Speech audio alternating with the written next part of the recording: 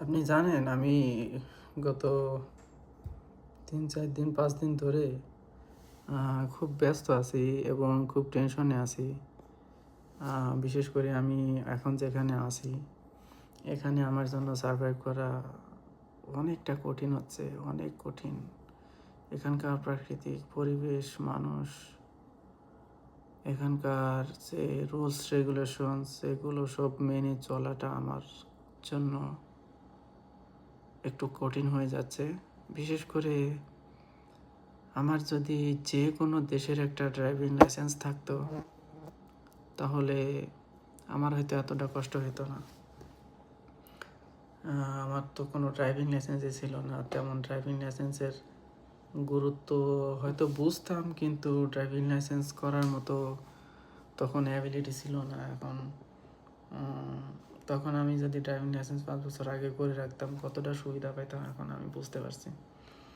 আমি খুবই টেনশনে আছি, খুবই হেডেকে আছি।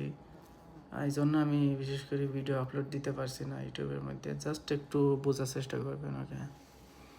হয়তো 1 দিন 2 দিন দেরি হতে পারে, তবে আসবে ভিডিও। আপনি যাই হোক, খুব হেডেকে আছি। কী করা যায়? সামটাইমস কিছু কিছু সময় আছে এত প্রেশার নিতে হয়, ঠিক আছে, এতটা প্রেশার নিতে হয়, আমি পারি না একা একা এত প্রেশার নিতে।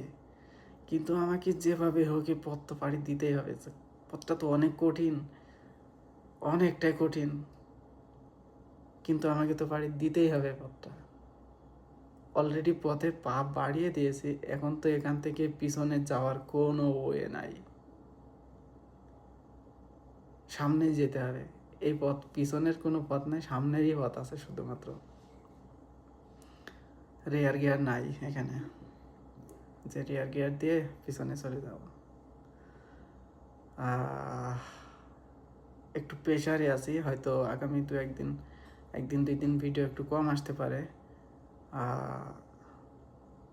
তবে একটু কেয়ারফুলি থাকেন, অতটা ইয়া করেন না।